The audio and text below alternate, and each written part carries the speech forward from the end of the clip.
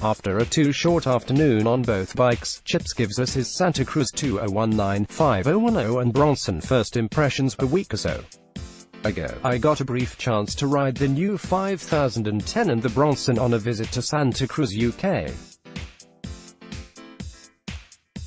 There in the Jungle Warehouse was a small selection of the new 2019 bikes, hastily flown in before the official launch date for the likes of us to catch a sneaky test ride on. My guide would be Rob, from Jungle, who lives over in nearby Ilkley, so that's where we went to get an hour or two on the bikes and to take a few action photos. My experience of the bikes was therefore a little limited, being on foreign trails and riding size large bikes when I'd usually just be on a medium. However, there were a few things that really stood out, dropping into the roots on the new 5010 Santa Cruz 5010 feature a short travel 27.5 inches trail bike, alloy carbon C and carbon CC frame options, VPP suspension design with forged alloy links. Angle 425mm, chainstay length 73mm, English threaded bottom bracket, clearance for up to 2.8 inches wide, tire Swiss 148 by 12mm through axle, available sizes extra small, small, medium, large.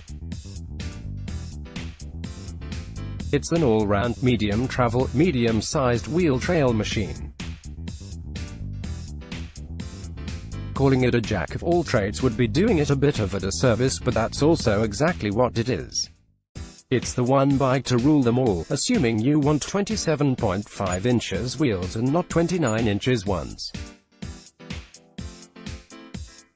The angles are neither steep nor slack, though they have gotten slightly slacker at the front with this new model, while the seat tube is pitched forward a degree for better weight over the front wheel when seated.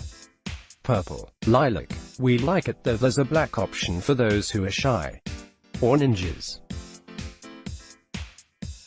One thing I remember from the previous 5010 launch, which was the last time I rode one, was that both the Bronson and 5010 had a tendency to understeer on climbing corners unless you really sat on the nose of the saddle. This wasn't evident on either of the new bikes. Despite the gravelly uphill turns we were making, the weight balance feels pretty spot on with both of the bikes. Santa Cruz has aimed to define the 5010 as a little burlier than the previous model, perhaps to attract riders who look on it as just a cross-country bike. There's now a piggyback shock on all models from S-Spec level and up, and aggressive tires come as standard, with room for bigger rubber if the mood takes you. And let's not forget that it's Danny McCaskill's choice for his wee days out. The climbing ability of the 5010 is impressive, with no need to reach for shock or fork, lockouts, and even grip-on out of the saddle efforts was good up to the point the rear wheel spat gravel. There's no hint of flex thanks to the beefy BB box and the stiffened back end, not that the last one was at all flexy, mind. Once on the alongs and the downs, the 5010 is a great and predictable machine, made more confidence-inspiring as you shift your weight more to the bars to weight the front end and get the bike moving. Roller coaster trails that need constant weight shifts are great fun, though the limits of the bike can be felt when you start getting carried away. I didn't get much of a bottomless feel to the bike. It felt more active and sprung than that, and when pushed hard, started to get pushed out of shape unless you kept on top of it. It seemed that the 5010's happy place was similar to my own in terms of speed and terrain. Under Rob, though, it found more speed and pep, showing what a good rider can get out of it. Works well in the air too. Ask Bryce Linda McCaskill for details. The Bronson. Such a different bike from what's gone before. Santa Cruz Bronson features mid-travel 27.5 inches trail bike alloy, carbon C and carbon CC frame options, VPP suspension design with lower link shock mounting, 150mm rear travel, 160mm travel fork, 65.1 degrees to 65.4 degrees head angle, 75 degrees to 75.3 degrees seat angle, 430mm chainstay length, 73mm English threaded bottom bracket, clearance for up to 2.8 inches wide. Tire is Swiss 148 by 12mm through axle, available sizes extra small, small, medium, large. I guess I'm just not enduro enough for it, but when I reviewed one for Single Truck magazine, I commented that there seemed to be a minimum speed at which the Bronson started to work and started to feel alive. And this usually coincided with me hitting my maximum speed, so I rarely got to see it at its best. Below that minimum speed, the Bronson could feel choppy and overly stiff to me. Other, quicker, riders did love it, but it always felt that if you were just out for a fun day of riding trails, you weren't getting the most out of the bike and were being punished for not going quick enough. It was a little like driving an 80s Ferrari with a heavy clutch through London streets. The new Bronson, however, had me converted from the first trail. Taking with it a lot of the suspension design and tuning that has gone into the longer travel Nomad, I found that the suspension felt way more supple at all speeds. And the bike felt very composed through the bumps, encouraging the kind of line choice. What line choice? Riding that I don't normally do this side of a downhill bike. Whooshing noise not pictured. The Bronson even climbs well.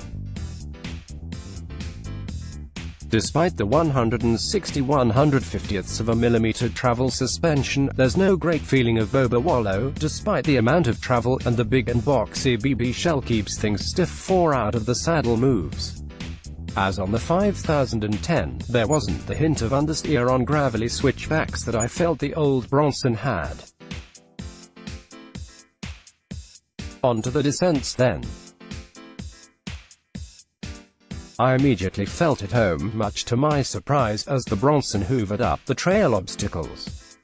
The bike is very composed over the rough stuff, and you can ride it in a far more big picture way, where minor line deviations simply don't matter as the bike just sucks it up.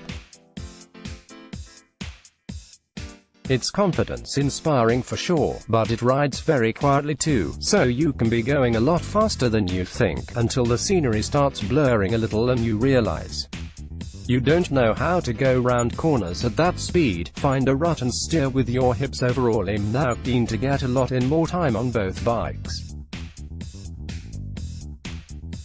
I want to ride the 5010 because I thought it was quite good, and then rode the Bronson and was blown away with the performance.